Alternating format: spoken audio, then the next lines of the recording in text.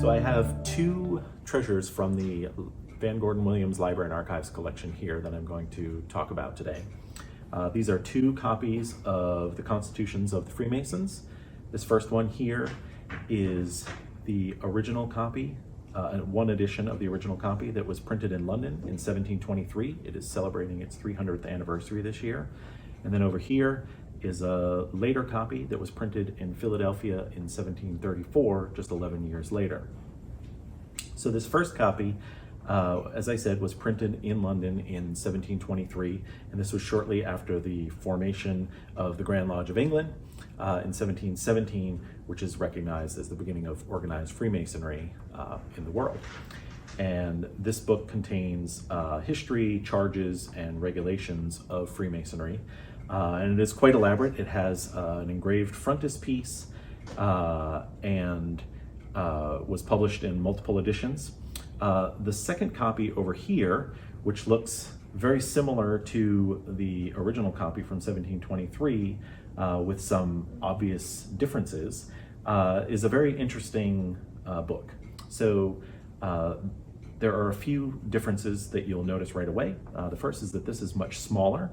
And the second is that it does not have this beautiful frontispiece, this illustration facing the title page. What we know about this 1734 Constitutions of the Freemasons is that it was printed by Benjamin Franklin in Philadelphia in 1734.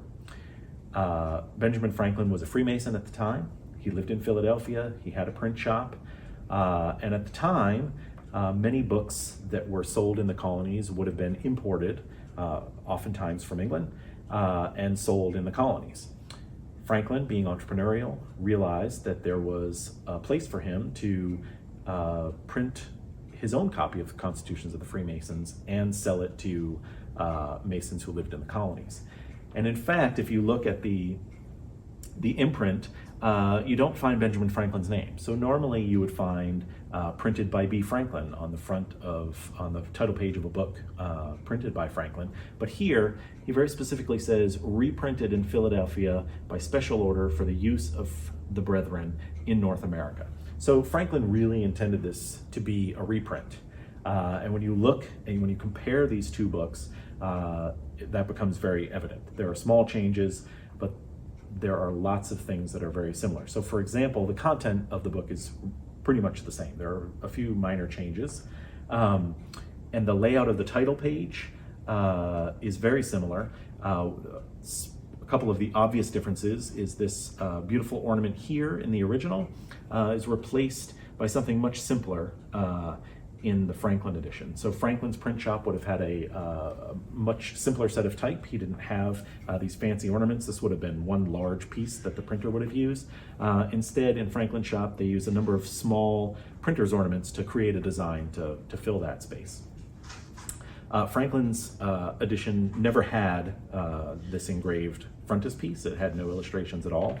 When you turn the page to the first page, the dedication page, you can see once again that the page in the Franklin edition is meant to be laid out very similarly, exactly, like the original 1723 edition.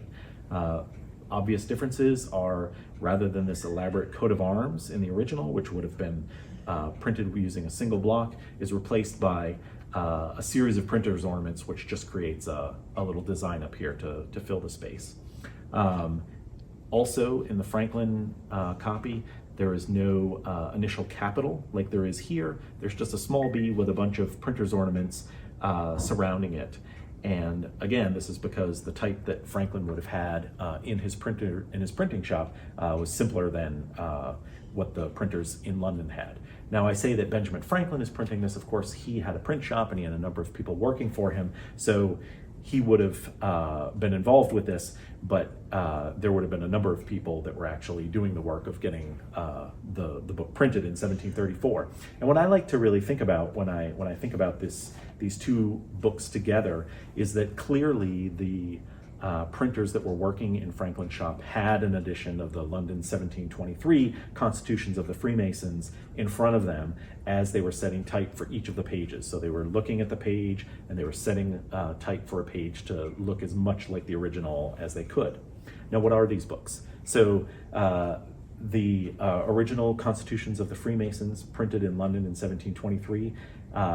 As I said, it's the first Masonic book that is printed, that was printed, and it is the history and charges and regulations of this newly formed organization, which we think of Freemasonry today. And the Franklin contains the exact same material in that book, because not only did Freemasonry follow the colonists from England to the English colonies in North America, but all of the practices of Freemasonry would have been those that were brought over from England, and so the constitutions would have been the same for the colonists in the English colonies. And the last thing I'd like to say about this is just talk about rarity, because when people see rare books, they wonder, how rare are they? Why are they rare? And if a book is old, does that make it rare? Sometimes, but not all the time. So the book that was printed in 1723, this is one of many copies that was printed. This is actually less rare than the one that was printed later, the 1734 Philadelphia copy printed by Franklin. The copy that was printed by Franklin, there's only 19 known copies that still exist today. There are more copies of the 1723 edition that still exist today. So it's not necessarily the case that because something's older, it's more rare. I think in the case of these two books, the obvious elaborate nature of the original one probably led to its preservation. The fact that Freemasonry was more established in England at the time means that more copies were around and were in circulation. The Franklin copy, on the other hand, does not look like something that you feel like should be preserved forever. It has a very ephemeral sort of feeling to it, and of course Freemasonry was less established in the colonies at the time. And so these two books are going to be on display in the Van Gordon Williams Library and Archives Reading Room here at the Scottish Rite Masonic Museum and Library starting in September of 2023, and those will be on view for 6 months. So if you're in the Boston area, I encourage you to stop by and take a look at these in person. There's a lot more I could say about these two books, but that is just a little bit of an overview of why these two gems from the Scottish Rite Masonic Museum and Library collection are interesting and why I'd like to share them with you today. Thanks.